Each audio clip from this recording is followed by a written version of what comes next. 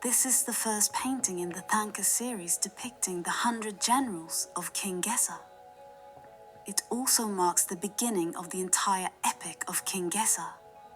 Among the many widely circulated folk stories of King Gesar, famous chapters such as Genesis and the 9 divinations of Tianling are well known. However, behind every hero lies a warrior, and a warrior begins his journey through a vow. Regardless of what came before, the past is experience, and all experience becomes a foundation. Only by courageously taking on responsibility can a warrior truly embark on the path of heroism that benefits the people. The protagonist of the epic of King Gesar, is a historically real figure. According to research, he was born around 1038 CE in the Aksu grasslands of Deje County in Gansi Prefecture. To this day, many sites associated with King Gesar and his generals remain for future generations to visit and seek inspiration from.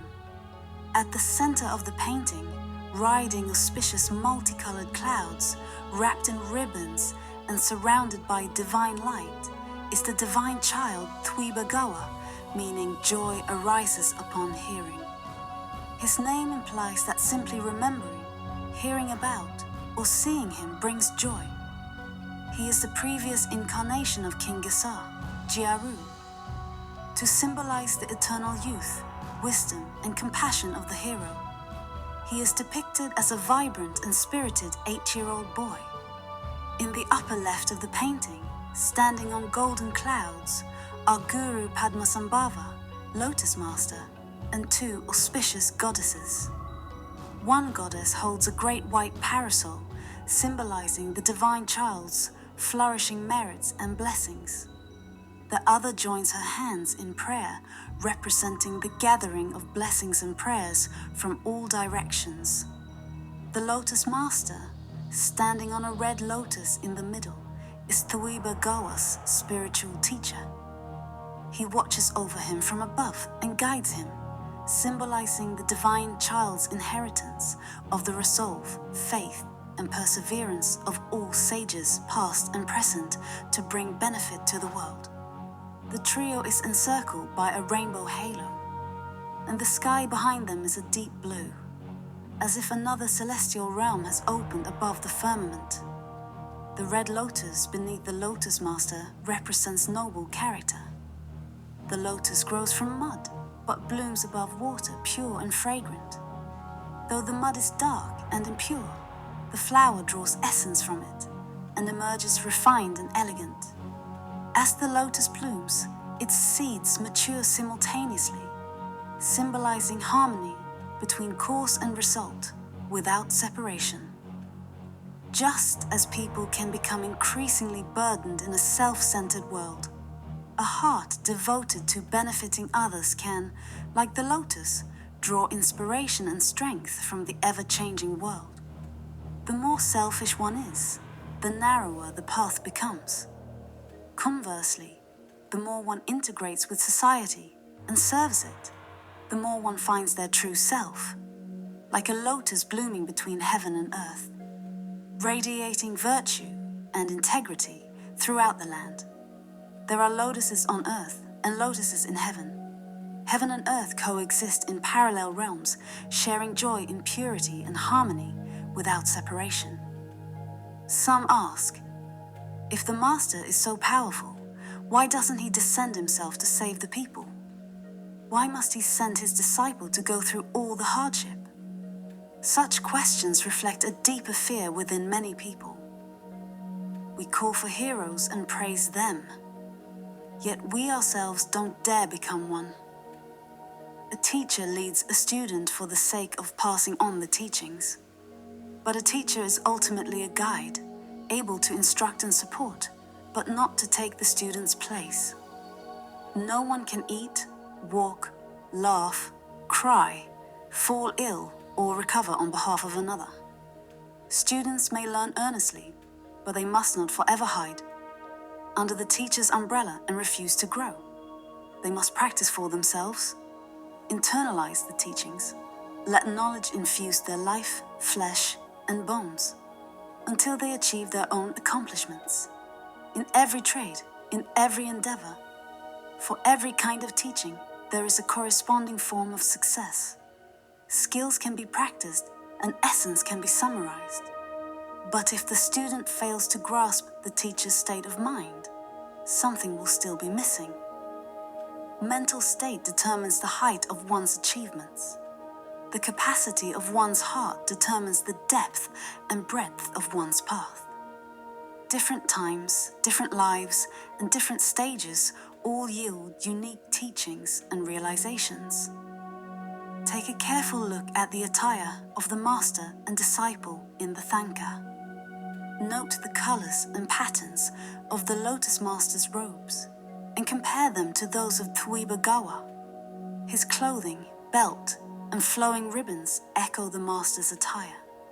This symbolizes the profound bond between teacher and student, mutual dependence, mutual brilliance, walking the same path from the same source.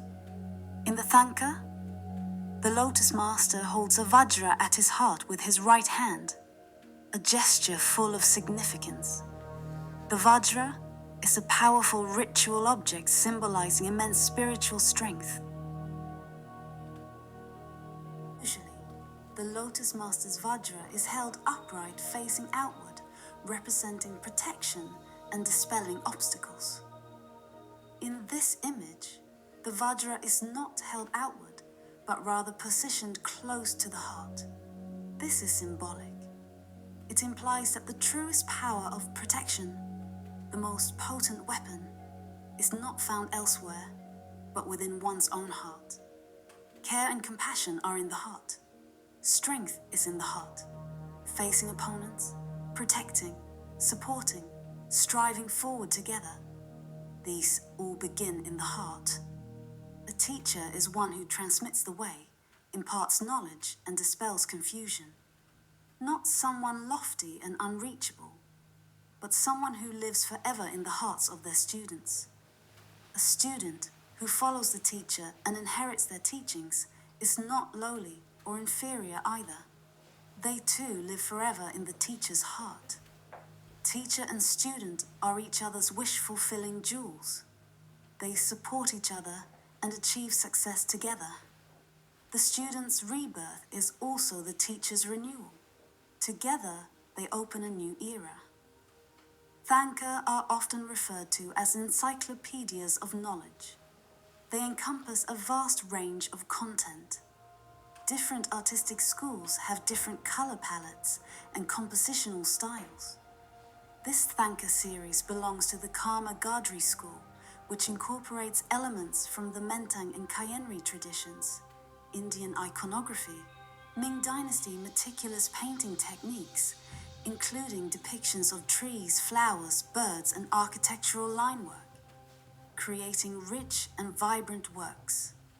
Master Lahamo Lameng draws from many influences and innovatively fuses traditional Tibetan painting with Western realism, producing masterpieces with unique characteristics.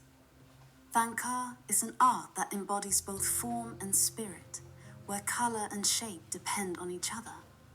In Tibetan art circles, there's a well-known verse about color symbolism.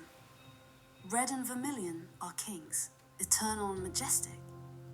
Azure and blue bring beauty and abundance, accompanied by diligence and wisdom. Pure white expresses sincerity, friendship, and loyalty. Dark hues suggest power and authority, like military officers. Black is the protective force behind you. The three shades of blue are like lake water, calm and incorruptible. Light rose precedes as the messenger. Where it goes, I will follow. Stone yellow waits for the living Buddha.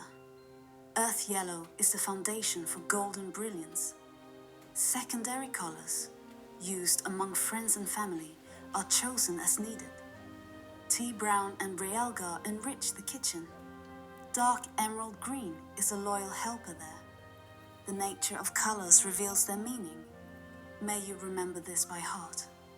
Another saying, Red and white are the flowers of color.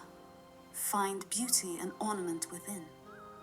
Yellow and red are the lords of color. Find brilliance and radiance therein. Blue and green are the colors of beautiful scenery. Find joy and exploration within. Deep red and indigo are colors of awe and dignity. Find strength and majesty therein. At the bottom of the painting, the lush green plateau is the place where Tuibagawa is about to be reborn. It is also the origin of the entire epic of King Gesar, the three rivers source, Sanjiangyuan, which refers to the headwaters of the Yangtze, Yellow and Langjiang, Mekong rivers. This is a land rich in cultural significance. The Ling region is also known as the Flowering Ridge. The word flower implies richness and variety. First, it refers to the interwoven natural landscapes here. Alpine meadows, wetlands, rivers, valleys, and Danksia landforms, all nourished by water, the source of life, showcasing the vast compassion of the mother rivers. Second, the flower metaphor describes the emerald green mountains like turquoise gems, pure sanctuaries of the soul. The rivers run clear, nurturing the origin of life, allowing flowers to bloom, grass to flourish, crops to grow abundantly, and people and livestock to thrive, a symbol of auspiciousness. The black yak hair tent represents a family's peaceful dwelling. It's turtle-shaped at the base, with straight, sturdy poles and tough, weather-resistant ropes. Entirely woven from yak hair, it is spacious and protective, shielding from wind and rain, a symbol of steadfast guardianship and stable happiness. It represents the responsibility and commitment of parents and is a symbol of tribal prosperity. Next to the tent are depictions of a dog, ox, horse, and sheep, symbols of the hard-working, simple lifestyle of the herders. Though livestock, these animals are essential family members. They live alongside humans, providing food, clothing, and shelter. The Tibetan people, who deeply value gratitude, treat them like mothers, friends, siblings, and children. The yak is a treasure trove, symbolizing the accumulation of merit and virtue. Its horns are hard and sharp, its body broad and strong. The black yak, like a black vajra, is calm, resolute, and unyielding, symbolizing strength, courage, and resilience. The horse symbolizes both speed and endurance. Intelligent and attuned to its rider's heart, it represents career success. The blue and white steed symbolizes purity and ease in one's endeavors. The white sheep is lively and clever, strong and skillful. It can forge paths through rugged mountains, symbolizing skillful means and auspicious opportunities. It is said that Lasa's Jokeng temple was built with earth carried by 1,000 white sheep. The black dog, loyal regardless of wealth, represents faithful companionship, unity, and love. There are countless stories in the epic of a King Gesar, and many exciting tales occur before the divine child enters the womb. This particular moment was chosen as the first painting in the King Gesar and his 100 Generals series because it contains deep blessings. Those familiar with the epic will know that although Thuibagawa was the chosen savior, he was initially reluctant to accept this responsibility. In various versions of the epic, he hesitates, makes demands, fears hardship, and even becomes melancholic. Guru Padmasambhava and other deities try hard to persuade him, offering him powerful equipment and promises.